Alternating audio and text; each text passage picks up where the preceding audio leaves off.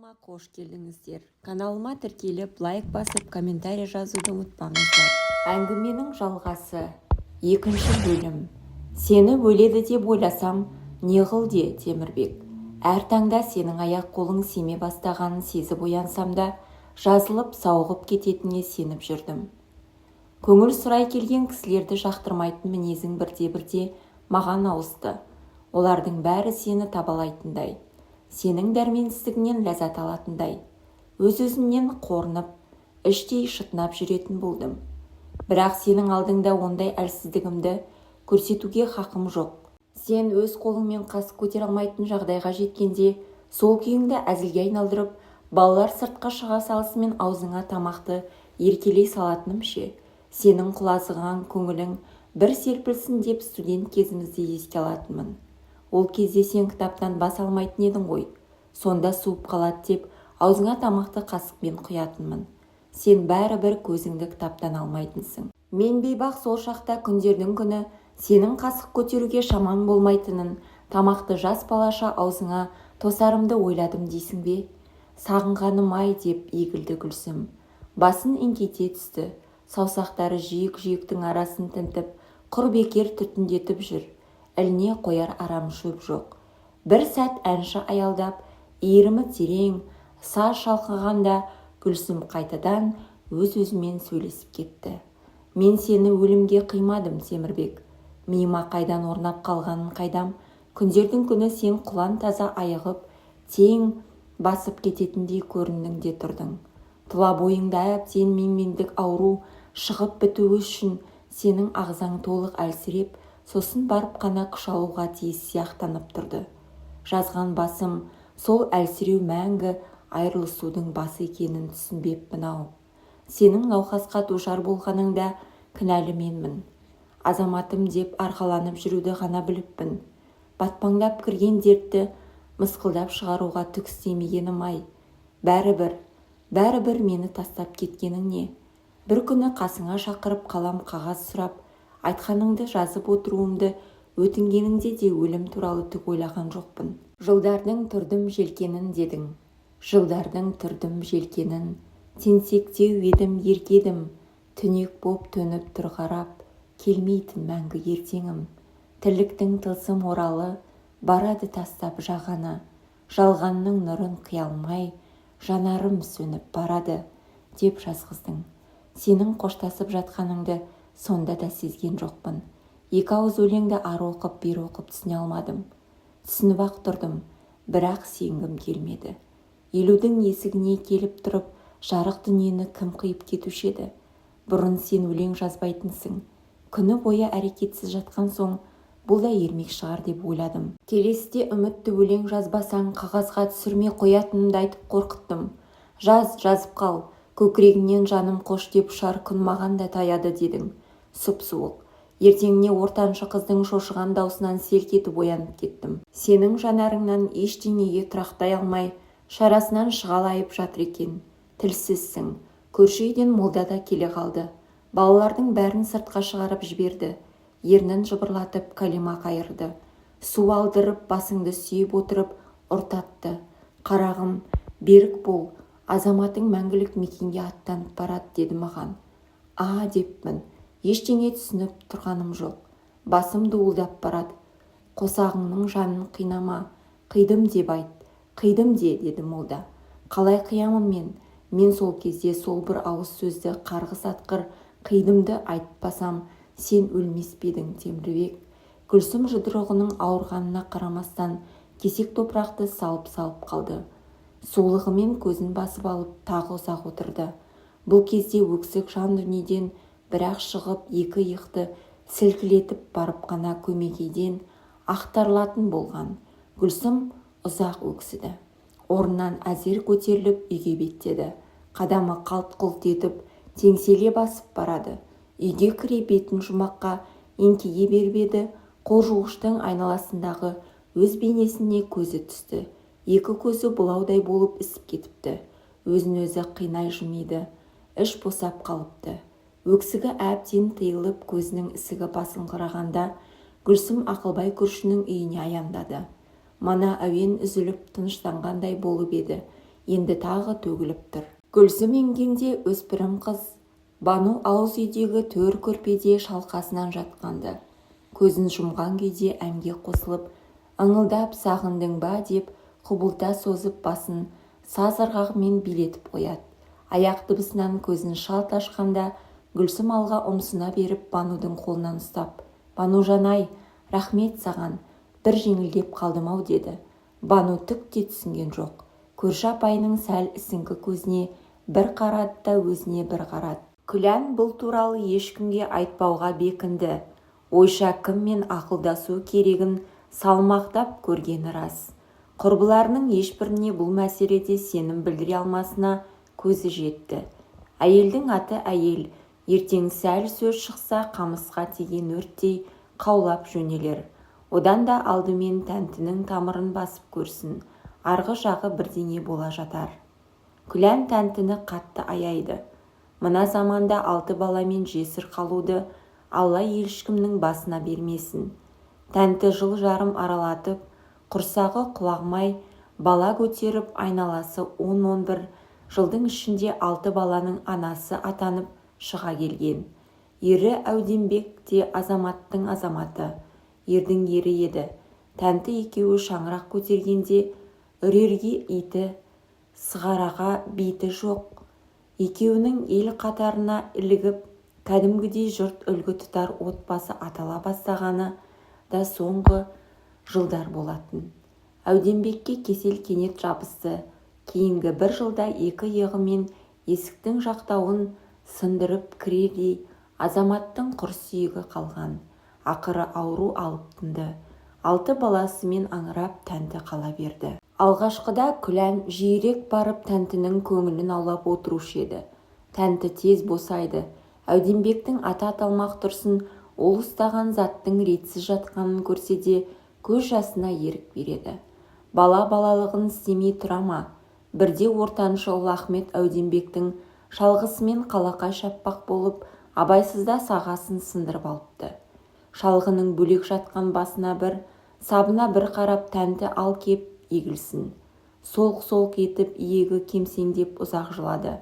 Күлән жұбатпақ болып еді, көрші кемпір ішін босатып алсын деп ерік бермеді.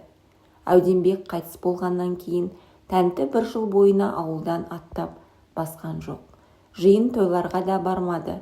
Анда-санда сенбі әлде жексенбіде ол балаларын жылы киіндіріп, ауылдан едәуір қашықтықтағы зиратқа бет алатын. 1-2 рет Күләнда еріп барды. Тәнті бейбақ Әудембек қабіріне шаршай жетіп топырағын уыстап, күйі тынып қалады. Көзінен жас парлап, қыстығып ақыры шыдай алмай дауыс салып жібереді. Ескі мақаммен сау сүйегіңді сырқыратып, ерін жоқтайды. Мұндайда әр жерде үрпейіп тұрған 6 бала не істерін білмей, бірі жанарымен жер шұқып, бірі түймесін айналдырып, әбігер әуреге түседі. Мектеп бітіруге таяған аққал ғана анасының қасына отыра кетіп, тәнтіні кішкентай көкірегіне қысып, жұбатып отырғанын көргенде кімнің кеудесін өксік кернесін. Өзі де жылап жіберіп, состиып тұрып қалған Күлән сонда ғана ес жиғандай болып, тез-тез басып тәнтіге таяп, «Жаным құрбым-ау, сабыр етші, балапандарыңды аяшы, қабір басында жыламайды дейді ғой, азаматыңа Әудембегіңе ауыр болады, қане тыйылшы» дейтін. Тәнті әбден босап, бір сәттері тек 2 иығы селкілдеп қалған кезде домбыққан көздерін Күләннан жасырыңқырап, жерге қарағыштап пісіріп келген шелпектерін салып, шағын дастархан жаяды. Аққаладан өзге 5 бала бұл кезде зират ішін аралап, туыс ата-әжелерінің қабірінен топырақ алып жүреді.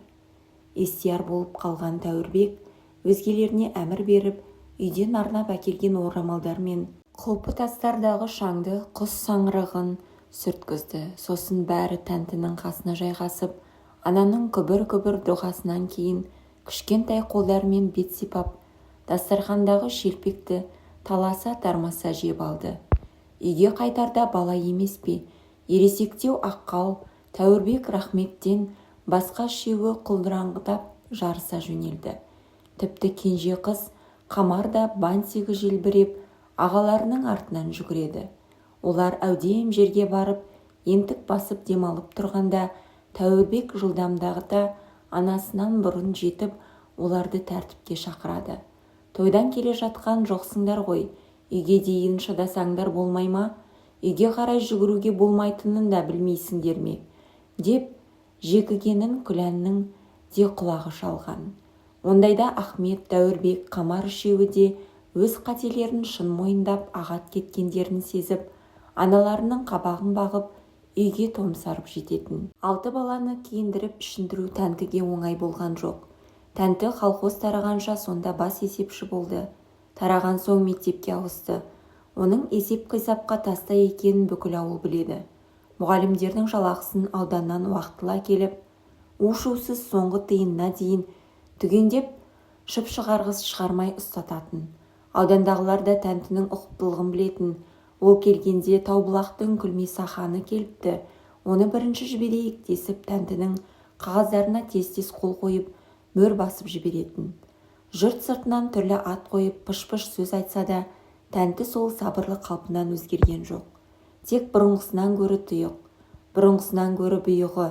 Әудембек қайтқаннан кейін 2 жыл өткенде ғана тойға барды. Ауыл Тәнтіні әнші деп білуші еді. Енді тіпті қолқалап ән айтқыза алмайтын болды. Құрдастар арасындағы түрлі отырыстарға Тәнті ұдайы балаларының біреуін ертіп әкеледі.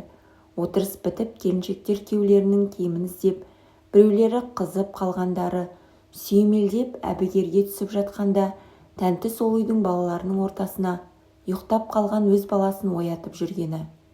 Ондайда Тәнтінің әлде рахметі, әлде Ахметі, әлде Тәуірбегі түкке түсінбей, тыныштығын анасының кенет бұзғанына ренжіп, пәлтесінің жеңін таппай біраз әуреге салады. Колхоз тарағалы бұрынғыдан тегін келіп жатқан дүние жоқ. Жұрт алдында жанбағыс үшін жанталасып кетті. Сол кезде Тәнті қиналды-ақ, жүгіріп жүріп ауылға таяу жерден шабындық жер алды. Егістік бәрібір қашық. Өзі болса жұмысын тастай алмайды. Тастаған күнде де Әудембегі барда шалғы ұстап, не болмаса тракторшының артынан әке көкелеп жүріп жер жыртқызып, егін егізіп көріп пе. Бар салмақ ересектеу Тәуірбек пен Рахметке түсті.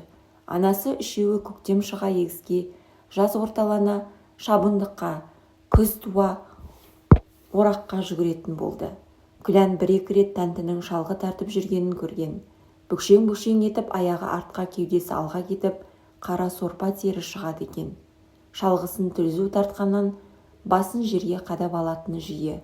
Ондайда Тәуірбек пен Рахмет өздерінше намыстанып, «Апа, сіз шай қайнатып отырсаңыз болды емес пе? Тіпті жұмыс істегіңіз келіп шыдамай бара жатсаңыз, кепкен боразданы қоғамдап, шөмеле салуға ыңғайлай берсеңізші» деп қояды. Осының бәрін көре жүріп, Күлән бір ойға бекіген. Өздерімен құрдас есепті бірер жас қана үлкен Сағымбектің әйелі қайтыс болғалы 5 жыл. Оның 2 баласы да студент, қаладан анда-санда ғана келеді. Әйелі қайтқалы Сағымбектен де күй кеткен. Киімдері сауыс-сауыс болып, уақытылы ыстық ас ішпей, жайы келмей жүргені аңғарылады. Өзі бір ақ көңіл жігіт, колхоздан еңбегіне тиген газикті күні-түні салдырлата айдап, біреудің шөбін, біреудің отын түсіріп беріп, енді біреуді көршісіп қолы еш тимейді. Көктем мен күзде ауылдағы жалғыз комбайнның иесі болған соң, егін егіп оны орудан босамайды. Ауылдастары егін орғызу үшін Сағымбектің комбайнына кезекке жазылады. Кейін еңбегінің ақысымен қоса амандық үшін алып қоятыны болмаса, Сағымбек былай жаман адам емес. Күйеуімен құрдастығын пайдаланып, ол Күләннің қитығына тигені жақсы көреді. Күлән Тәнтіні осы Сағымбекке таныстырмақ. Бір ауылда тұрғысын бұрыннақ таниды ғой, екеуін неге жарасып кетпеске? Қартайып тұрған жоқ, бірі 50-ге енді келеді, бірі 40-тан жаңа асты. Күлән мен Тәнті аудан орталығының шеткі көшесінде көліп күтіп тұрғанда, Күлән өз ойындағысын тағы бір пысықтап алды. Олардың ауылына енді көлік жүре қою екіталай. Тәнті кешкі автобусқа бір-ақ шықпақ болғанда, мына Күлән қоймай осында ертіп әкелген таңертең Сағымбектің газелімен орталыққа тартқанын көрген. Әне-міне ол ауылға қайтуға тиіс. Кабинасында бөтен ешкім болмаса деңіз. Көше басынан қылт етіп көрініп зорая берген көліктің Сағымбектікі екенін таныған Күлән іштей қуанып кетті. Қасында да ешкім жоқ екен. Сағынбек газды ойбайлата басып жақындады да Күлән мен Тәнтіні тани кетіп шиқылдата тоқтады. Оң жақтағы есікті шалқасынан ашып жіберіп, біздің ауылдың сұлулары қалай жұмыстарың, бітті ме, кеттік деп қуана дауыстады ол. Күлән табанның балшығын сүрткенсіп әдейі аялдап қалды. Тәнті Сағынбектің қасына отырсын дегені қасақана әуреленіп Тәнтіге көз тастап еді, ол қалшиып тұр екен. Әй менің газелім, Тойота емес міндетті түрде аяқ тазалап кіретін, қане отырыңдар, қайта ауылдарыңды басып, бастарыңды тұмшалап отырмасаңдар, шаңға көмес келесеңдер дейді Сағынбек. Ойында ештеңе жоқ, Тәнтінің бәрібір қозғалмасына көзі жеткесін ғана Күлән бірінші болып көлікке аяқ артты. Аулаға жеткенше Тәнті бұлардың әңгімесіне араласқан жоқ. Терезеге телміріп отырды да қойды. Бұдан кейін де Күлән Тәнті мен Сағынбекті күтпеген жерден бір-біріне бірнеше рет жолықтырған. Тәнті іш бермеді. Бергеніңіз не? Бірте-бірте Күлән ойын оқып қойғандай жақын құрбысынан бой тарта бастағаны да сезілген. Бірдеңеге кірсе, нәтиже шығармай тоқтамайтын Күлән сонда да қынған жоқ. Өз жоспарын бәрібір іске асырмай тынбауға бекінді. Сағынбектің өзі ештеңе сезер емес. Бірдеңе қып білдірейін десе, май-май шапкасын қыса ұстап отырыста, жұрттың соңын ала асықпай орнынан тұрады. Тәнті баласын ертіп жұрт орнынан қозғалғанда шығып кетеді. Ақыры Күлән шыдай алмады. Кеште күйеуі Жақсыбайға шай құйып отырып, өзінің Тәнтіні Сағынбекке телгісі келіп жүргенін, бірақ Тәнті тіпті мойын бұрмайтынын айтып салды. Жақсыбай әйеліне жақтырмай алара қарады. Сенде өзі тауықтың миындай ми бар ма өзі? Деді аз-кем үнсіздіктен соң. Не қыппын? Жазығым екі жартыны бір бүтін етуге тырысқаным ба деп бұл да шап ете қалған. Басқа Тәнті мен Әудембектің қандай жарасымды ғұмыр кешкенін сен білесің етті. Тәнті ол баяғыда жанын, жан дүниесін жоқ, кеудесіндегі сезімді Әудембекпен бірге жөнелтіп қойған. Оның ендігі бар қызы балалары ғой. Қалайша түсінбейсің сен, деді сосын. Сөз осымен тамам болды. Бірде кешкілік Тәнті Күләнді үйіне шақырды. Ауылдан кіре бере қора жақтан бері тау боп үйіліп жатқан шөпті көрді. Шарбақтың сыртында Сағынбектің газелі тұр. Есіктің алдында Рахмет Сағынбектің қолына су құйып жатты. Күләннің іші жылып қалды. Өз ниеті іске асуға бет алғандай үйге жайраңдай күліп кірді.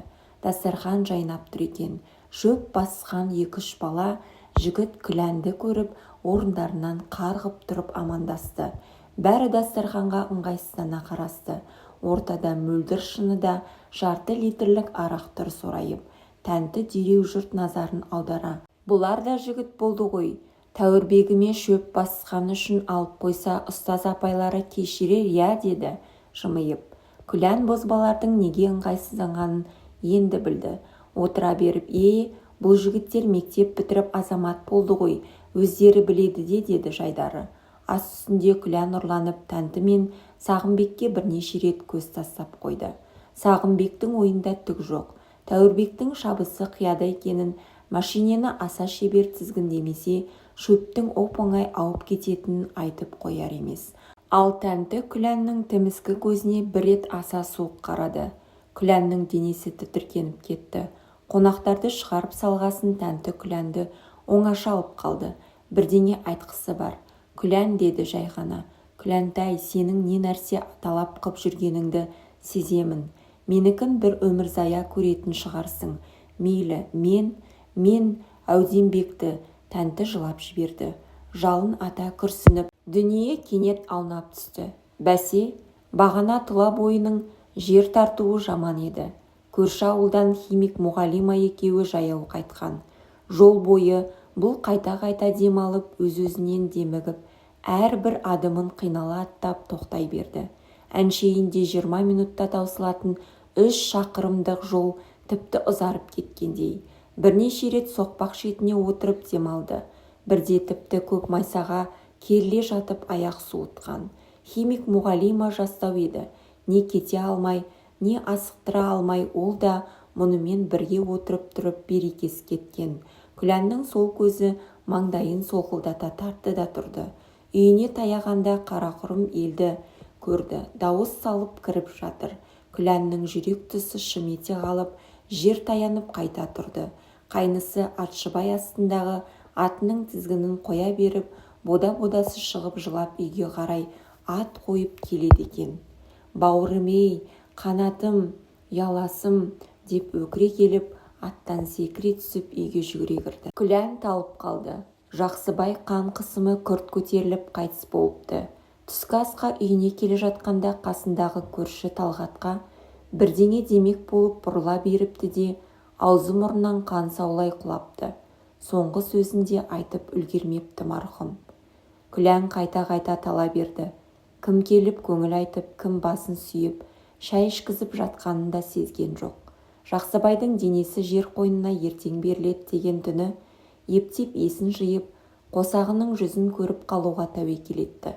Жақсыбайдың ерні көгіс тартып, күлімсіреп жатыр екен. Маңдайы бар денесі сұп-суық, 4 баласымен бірге отырып шырақ жақты. Ертеңіне жаназа шығарылып, жұрт сүйекті алып кеткенде Күлән тағы талып қалды. Есін жұрт зираттан оралғанда бірақ жиды. Дауыс шығарып жоқтау айтуға да шамасы жоқ. Іштей егіліп, ыңырсынды да отырды. Көзін бір ашып, мұнарланған жанарын сейілтіп айналасына үңіле қарағанда аузына ыстық шай тосып тұрған тәнтіні көрді. 2-ақ күнде аруақтай арып қалған қолын соза түсіп, тәнтіні бауырына тартты. «Мен де сорлы болып қалдым ғой, тәнті», деді қыстығы жылап. Тәнті қосыла жылады. Достар, әңгіме осылай аяқталды. Келесі жаңа әңгімені тыңдау үшін төмендегі подписация бөліміне өтіп тіркелуді ұмытпаңыздар. Келесі кездескенше.